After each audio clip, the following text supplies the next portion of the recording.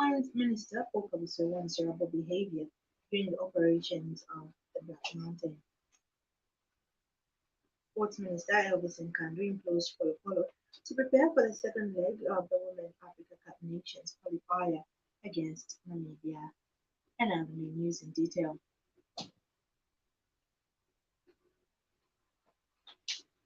The USAID has embarked on a project called Alternative to Charcoal Initiative to promote the use of other energy sources other than charcoal. Speaking to Radio Ichengelo in Ndola, USAID Behavioral Change Coordinator Wilfred Zulu said Zambians must embrace other sources of energy such as gas stove, and electricity and help preserve the environment. Mr. Zulu stressed that most countries, including Zambia, are experiencing the effects of climate change arising from cutting down of trees and destruction of forests. He said there was need to move away from harmful human activities that do not protect the environment and the earth.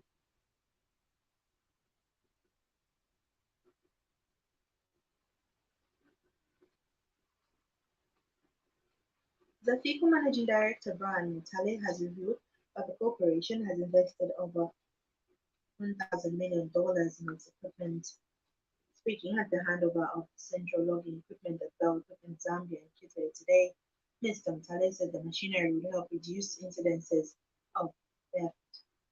He other assured sawmillers that the machine will do well in the nature of operations as it will maximize on their profits.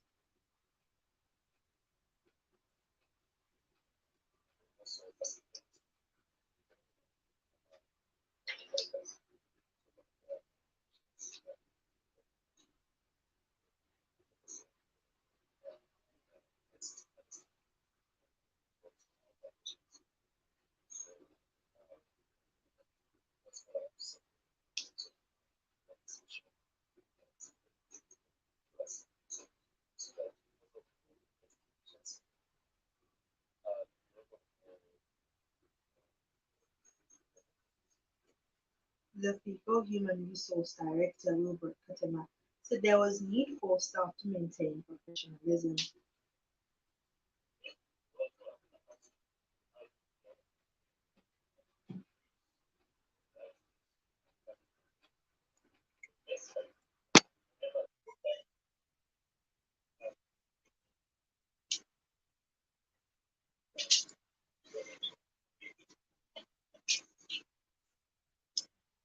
And Northern Sales Manager for Bell Equipment Zambia, Kennedy Chama, also said the machine was designed to improve the efficiency during the harvest of trees.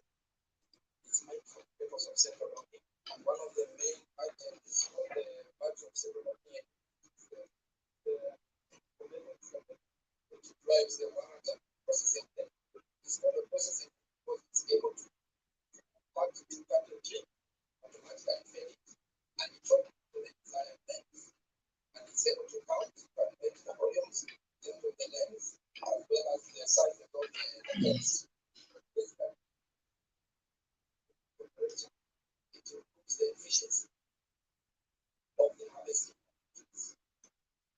Mines Minister Paul Kabuswe has warned that government will not entertain Jeroboams during the operations of the Black Mountain to be handed over to the beneficiaries this afternoon in Kitwe.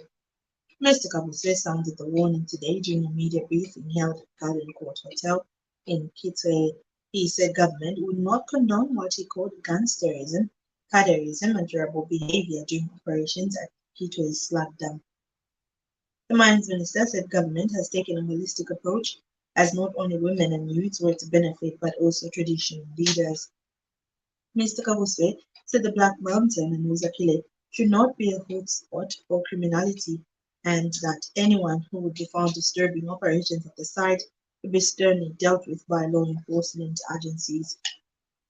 The minister further said that a trust fund would be opened which will be run by Kitwe District Commissioner Lawrence Mwanza for people to apply for resources. We have also the Royal Highnesses, the beneficiaries of the government, the foundation is part of it. I also want to mention that's why you see the District from receiving us, they will be running the site.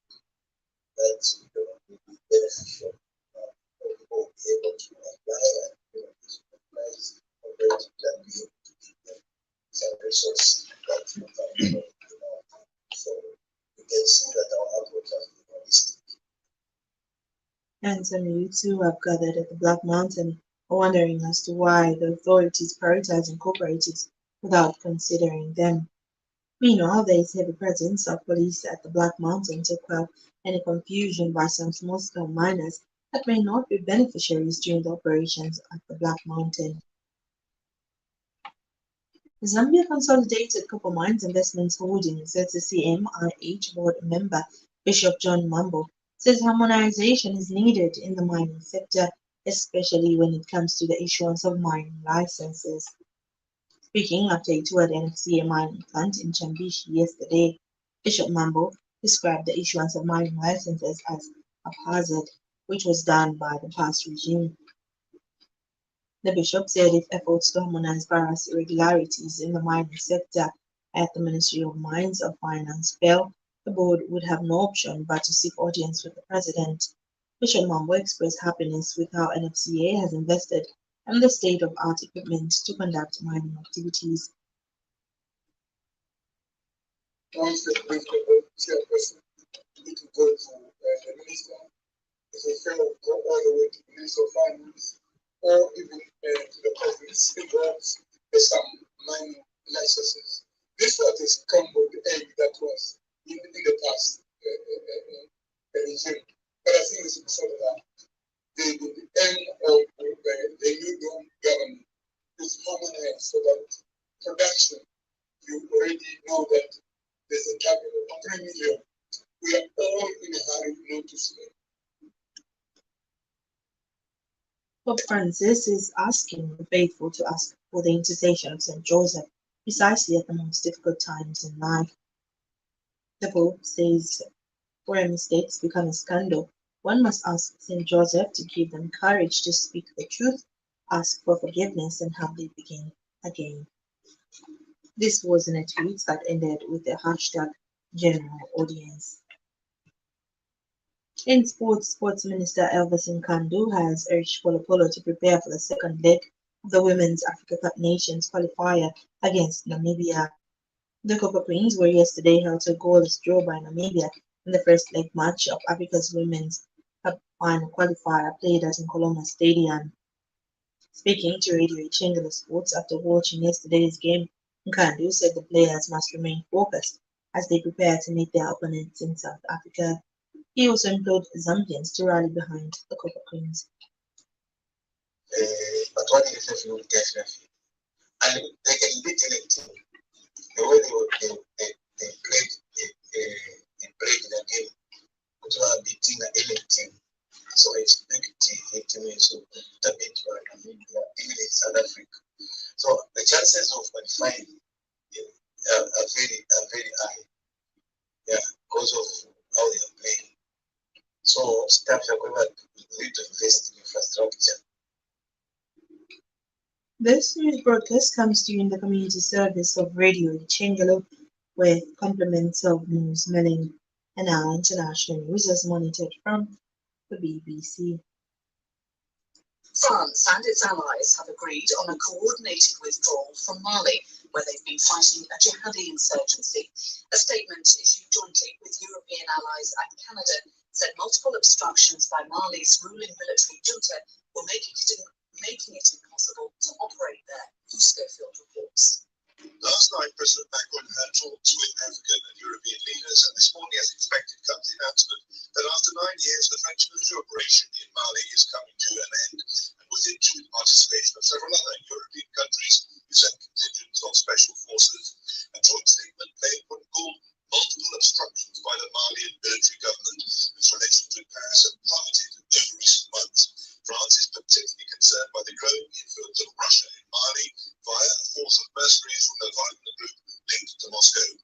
On the second day of a NATO defence ministers' meeting in Brussels, the Secretary-General Jens Stoltenberg has again accused Russia of disregarding the principles underpinning European security. He said there had so far been no signs of Russian de-escalation or troop withdrawals from around Ukraine, despite claims from Moscow. From Brussels, here's Jonathan Beale. It's clear that none of them believe at the moment that Russia has withdrawn its forces as Russia has claimed. And in fact, just speaking to the UK Defence Secretary Ben Wallace, he said that all the evidence was that they were building up their forces. He said up to 7,000 last 48 hours that Russia had been seen building a military bridge near the border with Ukraine in Belarus, where they're conducting exercises at the moment. So yesterday there was a stark sort of warning from Jens Stoltenberg, NATO Secretary General, saying that the danger is Russia using military force to get its objectives, maybe the new normal in Europe. 13 women and girls in northern India have died after falling into a well during a wedding ceremony.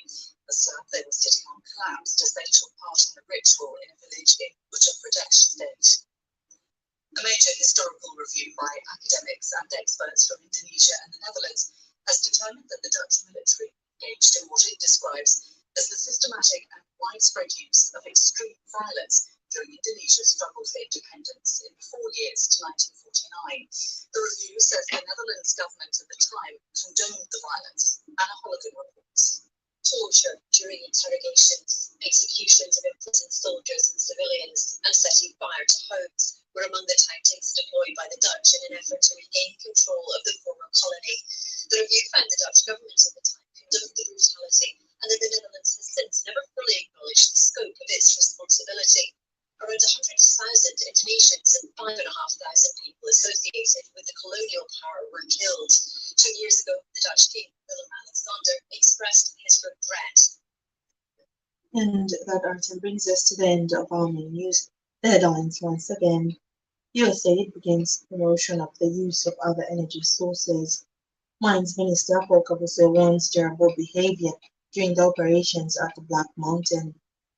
Sports Minister Elvis Nkandwin blows Polo to prepare for the second leg of the Women Africa Cup Nations qualifier against Namibia. So friends, for this and more stories, you can visit our Facebook page. Remember to play a part in the fight against the coronavirus pandemic by adhering to the safety guidelines as outlined by the Ministry of Health and the World Health Organization. Wear a mask when in public, avoid large groups and maintain social distance, avoid unnecessary movements, wash hands frequently for at least 20 seconds, cover your cough or sneeze with a flexible handkerchief or tissue, and if you can, do take the vaccine. On behalf of the entire news team, Brennan Sakala, sound technician on duty, my name is Justina, Matandiko Mukuka. Thank you so much for your time.